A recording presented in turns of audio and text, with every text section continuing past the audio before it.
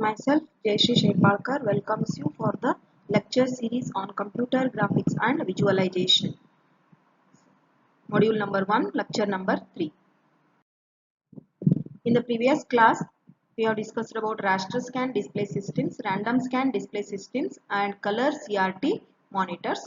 Today, we are going to discuss about three-dimensional viewing devices, stereoscopic and virtual reality systems, raster scan systems, video controller, and raster scan display processor, graphics workstation, and viewing systems. With this, you will be able to understand the overview of the computer graphics system. Three-dimensional viewing devices. The graphics monitor for the display of three-dimensional scenes have been devised using a technique that reflects a CRT image from a vibrating flexible mirror. So in three-dimensional viewing devices, there will be a CRT image, and from the vibrating flexible mirror, depending upon the varifocal mirror vibrates, it changes its focal length, and the vibrations are synchronized with the depending upon the display of the object on a CRT, so that each object is going to reflected from the mirror into a position corresponding to the distance of a focal length, and that focal length will be related with the specified view of the location, and this is going to allow us to walk around the object or a particular scene and view it on the different sides, so that we'll be able to get a different views from the different sides. In addition with the displaying of three-dimensional images, so it is often considered as displaying of two-dimensional cross-sectional images such as slices of objects and depending upon the different depths, and these such as medical images. So for example, ultrasonography as well as CAT scan devices and some applications such as geological applications, which is going to analyze the some topological and seismic data in terms of design and applications involving some solid objects, so that it will be very helpful for representing the three-dimensional simulations of the systems such as molecules and terrain, and these three-dimensional simulation will helps us to identify the different applications in any of the areas. And even the three-dimensional simulators can be used for training the pilots with some simulation tools, with the three-dimensional simulation tools. So actually the operation of the three-dimensional display system, this is can be done by using some vibrating mirror, and this is a focal length between the CRT and the flexible mirror. So this is a flexible mirror, always it will be a vibrating. So this flexible mirror is going to vibrate depending upon the distance, and the CRT to the vibrating mirror distance will be considered as a focal length. Depending upon this focal length, which is going to have a depth information between the geometric objects or the 3D image, and the distance between as well as the timing between the CRT to the vibrating mirror, so that thing will be controlled by the timing and the control system. So which is able to control the timing and the control systems depending upon the focal length of the CRT and the vibrating mirror. So this is going to change the focal length, which is going to map or match the depth of the points in a particular scene. So this is one example, a three-dimensional image. So depending upon the focal length of the user, consider suppose this as a user. So user is going to view the object, and this is what the projected 3D image behind of the vibrating flexible mirror. So which is going to have some depth information depending upon the focal length. So this is how the operation of three-dimensional display system with vibrating mirror. And to have that particular effect, so glasses are very necessary to view the three-dimensional effect with the depth information, because these glasses are going to help for viewing some stereoscopic scene in the three dimension. Stereoscopic scene in the three dimension means one eye Even our human eye is going to produce a one scene on the left side, and other eye, that is right eye, which is going to produce the other scene on the right side. If you combine both the scenes, there should not be an overlap between the two different scenes. That is what is called a stereoscopic scene in three-dimensional. Same thing, that particular depth information can also be exactly mapped with the object of the scene, with its height as well as the length, and the depth information of the three-dimensional object which cannot be overlapped with the other parts of the scene. That effect exactly can be monitored with the help of some stereoscopic glasses such as this. I think you might have noticed while viewing with three-dimensional movies, you will be given with some sun glasses. So that is what those are called as glasses for viewing the three-dimensional movies and all. I think you have noticed when watching with the three-dimensional movies and all. So this is how, if you don't wear these glasses, that depth information cannot be viewed exactly, because that depth information views will be monitored by the glasses of the stereoscopic scene in the 3D. Otherwise, you will have some blurred like a two-dimensional image itself, and the depth information can be viewed with the stereoscopic scene in the 3D. And this stereoscopic and the virtual reality system, another technique for representing a three-dimensional object is to display stereoscopic views. Stereoscopic views which will not produce the true three-dimensional image, but which is going to provide some three-dimensional effect by presenting the different views, such as each eye is going to produce a different views. Left eye is going to produce a left scene of the view, and right eye is going to produce the right scene of the view, and each eye of the observer, so that the scenes do not appear to have a depth. To obtain that particular stereoscopic projection, we must obtain the two different views of a scene depending upon the viewing direction along with the position of the eye, such as left and right. And we can construct these two views as a computer generated scenes in the form of three-dimensional images with different viewing positions, and depending upon the stereoscopic camera pair. And this will be helpful to pair the particular photograph or object of a scene, and when we are going to simultaneously look at the particular left view with the left eye and the right view with the right eye, and the two images or the two different views of a scene is going to merge into a single image, so that we can have a scene with some particular depth. That is what is called a stereoscopic projection of a three-dimensional image. One way to produce stereoscopic effect on a raster system is to display each of the two views on alternate refresh cycles. And alternative refresh cycle can be viewed with the on the screen, and that will be done with the help of glasses. Just now we have discussed about that type of glasses we are going to use to view the screen in three-dimensional, because with each lens is the screen glasses length. The glasses lens will be designed such a way that which is going to rapidly alternating shutter, and that will be synchronized to block out one of the different views. So one such design that we have used, and which uses liquid crystal shutters and some of the infrared emitters that synchronizes the glasses, and with that which is going to able to have different views on the scene. And stereoscopic viewing is also very important, and this is dependent as a virtual reality systems.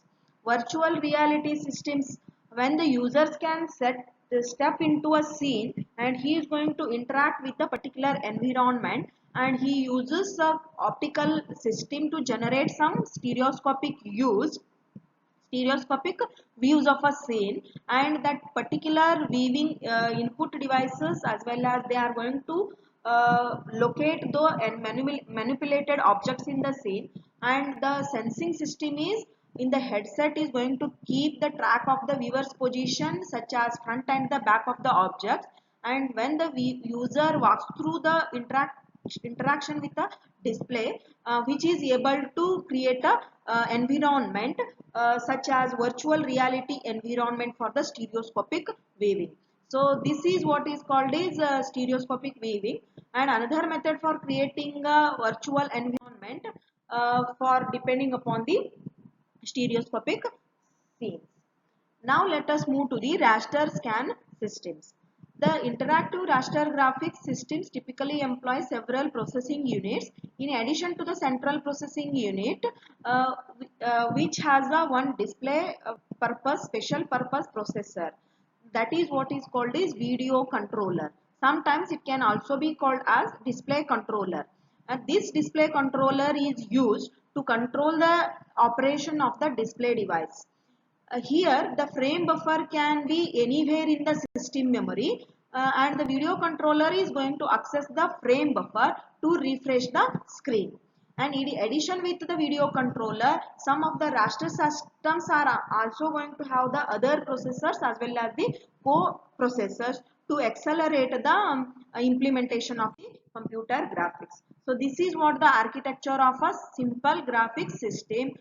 Input devices will be connected to the system bus, and through the system bus it will pass the information to the CPU system memory. The frame buffer can also be kept in the system memory, or it can be a part of the different memory also. And now the main component required for the raster scan display is video controller. This is what is called a display controller, which is the main component required to display graphics onto the monitor. So this is what the architecture, simple raster graphics architecture with the video controller. And the video controller is a fixed area of the system memory. This is also called as system memory itself, but some fixed memory will be reserved for the frame buffer, and the video controller is given the direct access to the frame buffer memory.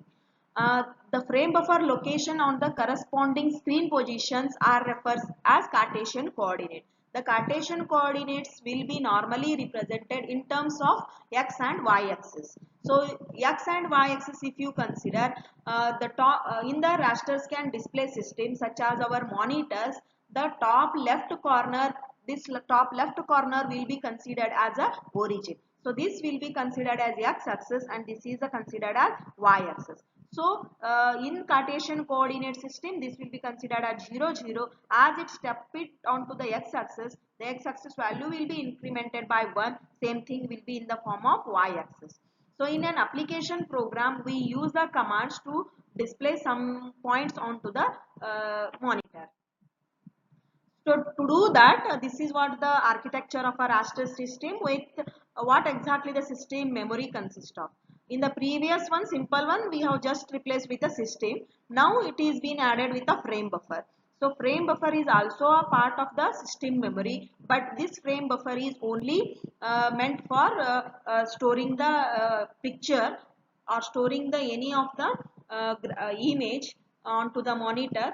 It will be stored in the form of pixels. So the frame buffer is also consisting of the number of pixels depending upon the resolution of the screen. So depending upon the resolution of the monitor, which is also have the part of the memory which stores all the images in the form of pixels, and then the video controller is going to gain the picture stored from the system memory, that is a part of the system memory what is called is frame buffer. Through the frame buffer, video controller will display the image in terms of pixels onto the monitor. So this is what the architecture of raster system with a fixed portion of the system memory, and that is what is called a frame buffer. Within a graphics software package, to set up the coordinates and positions which are going to display on the relative to the origin of the Cartesian reference frame, and the coordinate origin will be referenced as the lower left corner of the screen display area by the software commands. And although we can typically set the origin at any convenient location for a particular application. So some of the graphics softwares are going to be considered this point, that is top left corner will be considered as origin, and in some of the graphics application this point, that is bottom left corner, will be considered as a origin. So this depends upon the application programs and the software commands whatever we are going to use. For example, if you are using TC to send the commands to display any image onto the screen. At that time, this point, that is top left corner, will be considered as the origin.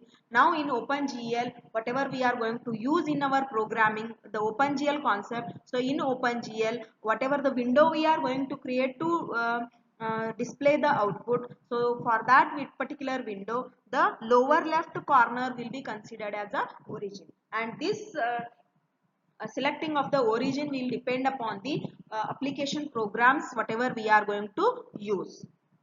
And even we can shift out the origin also depending upon the convenience of the application. So this is how the Cartesian reference frame, this is x-axis and this is a y-axis. If you consider as an OpenGL application program, so this is considered as origin, this is x-axis and this is a y-axis. And the reference frame with the origin, at this particular origin, is at the lower left of the screen corner. The screen surface is represented as the first quadrant. This is considered as first quadrant, and then if you extend the x-axis, this is considered as second quadrant. If you extend about the y-axis in the downwards, this is third quadrant and the fourth quadrant. Like that, the even screen surface can be considered in terms of four quadrants also. But normally, the screen with the Cartesian coordinate will be considered as our first quadrant itself, which consists of only the positive x values which is increasing from the left to right, and the positive y values which is increasing from the bottom to screen to the top. And the pixel positions are assigned with the integer x values ranging from 0 to x max, and y values from 0 to y max. 0 to y max. However, all the hardware is going to process such a screen refreshing as well as some of the software systems reference to the pixel positions from the top left corner of the screen.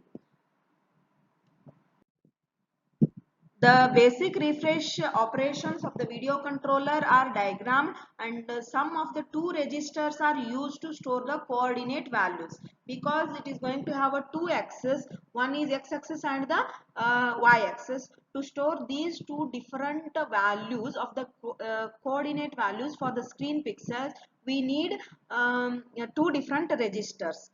Initially the x register is set to 0 and the y register is set to the value of the top of the scan line, and depending upon the content of the frame buffer at the pixel position, which can be retrieved depending upon the intensity of the CRT beam, and then the x register will be incremented by 1, and the process is going to be repeated for the next pixel on the top of the scan line, and this procedure is going to continue for each pixel along with the top of the scan line, so which is going to have all the pixels within its screen area.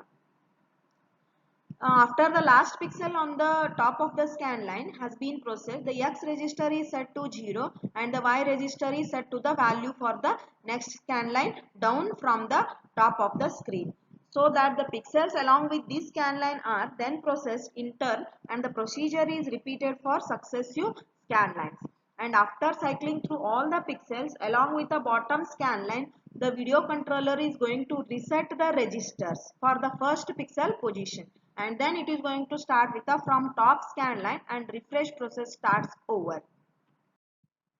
So this is how the x register and y register to store the x values and the y values, and the frame buffer is going to locate the screen pixel positions, and the to store that pixel position there will be a pixel register depending upon the intensity of the CRT beam. So whatever the intensity will be assigned, so that will be assigned by the pixel register, so that with that particular intensity the pixel with the coordinate x and y values will be uh, stored with the same intensity, and that thing will be considered as a memory address, and that thing will be stored in the frame buffer in terms of Cartesian coordinates. And whenever it gets refreshed, whenever it gets to the next scan line each and every time, so that thing will be controlled by the video controller, and that video controller is going to refresh the operations depending upon the uh, x and y value registers are going to increment as well as decrement within the screen positions depending upon the Cartesian coordinates. Now let us move to the raster scan display processor. This is one way to organize the components of a raster system, which is going to be separated with a display processor, sometimes called as some graphics controller. So this is also called as display coprocessor. So the purpose of a display processor is to free the CPU from the graphics cores. So whenever the CPU is busy for any of the other work, so this display coprocessor will helps us to free the CPU for the particular graphics cores. In addition to the system memory, there will be a separate display processor memory area can be provided. So another part of the memory which is present in the system memory itself, and only the part of the memory that will be helpful for freeing the CPU for the some graphics cores and all, the part of the memory will be provided, and that part of the memory will be only used for display processor, and that memory area is what is called as display coprocessor or display processor. Similar methods are used for scan converting the other objects in a picture definition. Some characters even can be defined with a rectangular pixel of grids. So here these are, each triangle is considered as 1 pixel.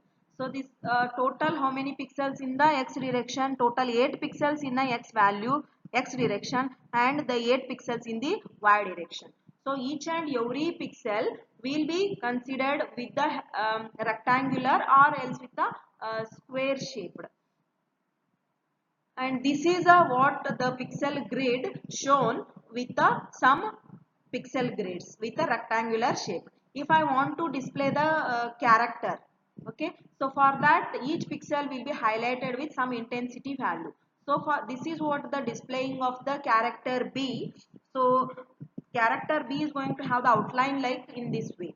So one curve and another curve, and this is what the line. So this will, according to the shape of the letter B, which is able to display the all the pixel will be highlighted with some intensity, so that the B letter is going to be displayed onto the screen. So this is what the character defined as a rectangular grid of the pixel positions.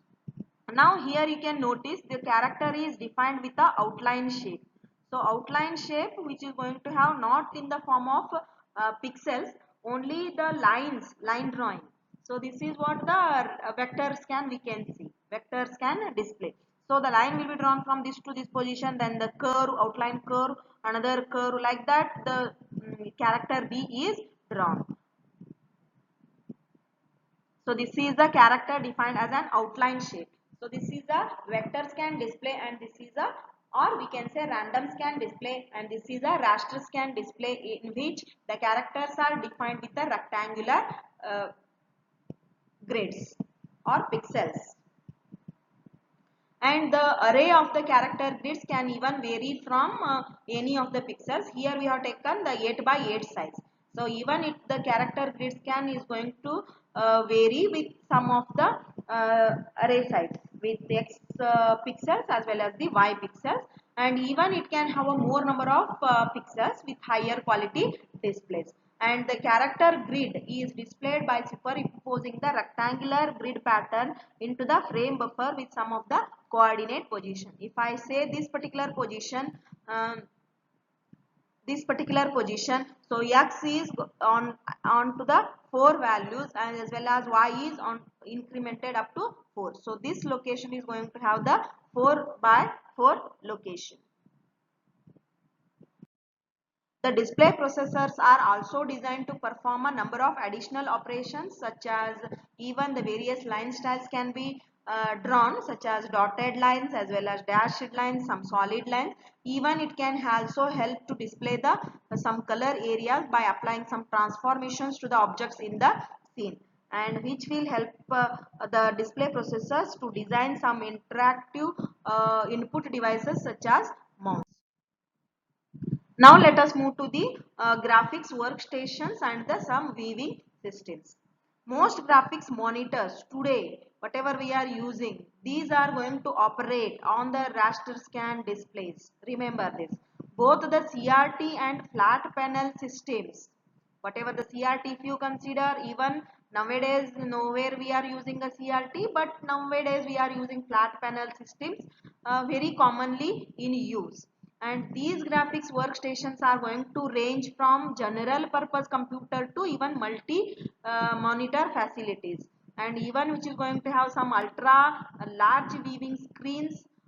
For personal computer, resolution is going to vary from 640 by 480, indicates that 640 pixels in x-axis, 480 pixels on y-axis. So this is what the standard resolution is required, and another which is going to increase the resolution from the 1380 by 1024. Even the resolution can be varied depending upon the size of the monitor, and the size of the monitor of the screen is going to measure in the form of inches. That thing will be measured from the top left corner to right bottom corner in this way. So that will be either in the form of 13 inches starting with very small area, screen area, and nowadays whatever we are using the monitors with 15 inches to 17 inches of monitor, and even it can have a large screen area over up to 31 inches, 43 inches, 53 inches, and so on. I think you might have noticed with your TV screens and all. Most general purpose systems now have a considerable color capabilities with some full color systems, and for a desktop workstation which is specially designed for graphics applications, and the screen resolution is going to vary, that what is we have discussed. For 18 inches or more, normally the screen resolution is going to take 1380 by 1034 to even 1600 by 1300. And for commercial workstation, it can also be obtained with variety of devices for some of the specific applications. If you consider about some high definition HD TVs and all, with the increase, the resolution is going to be increased with nearly equal to 3560, means 3560 pixels in x-axis and 3048 in y-axis. Normally these are called as high definition HD TVs and all, and these are normally used for medical imaging and air traffic simulations as well as CAD applications. And many high-end graphics workstations also include for large viewing screens, often with some specialized features. I think you might have noticed with the multi-panel display screens used for variety of the applications of wall-sized viewing areas. And these systems are designed for presenting some graphics displays at meeting, conferences, conventions, some trade shows, retail shows, museums, and passenger terminals. So they will be able to see the total display screen with a wall-sized viewing areas. And the multi-panel display can be used to show a large view of a single scene or several individual messages. Only one view with a single scene, or even which is able to display the several scene with a different windows. And each panel in the system display is going to have one section of the overall picture. So today we have learnt about three-dimensional viewing devices, stereoscopic and virtual reality systems, and what is the raster scan graphics architectures, and video controller and raster scan display processor with some graphics workstations and the viewing devices. So with this now I think you are able to understand the basic of the computer graphics and its hardware. The important questions on this topic are: they explain the operation of three-dimensional display system with vibrating mirror and all those things you need to explain. The architecture of the raster system with a frame buffer. Only it is been asked with a frame buffer, or else it can be asked with a some display coprocessor also. And explain the basic video controller refresh operation with the block diagram. And explain the architecture of raster graphics system with a display processor. So these are the important questions for on this topic. For this material, you refer the textbook chapter 2 with subsections 2.2 and 2.3, page number from 46 to 55. If you feel any difficulty with this topic, with this lecture, you are free to ask me at any time. Thank you.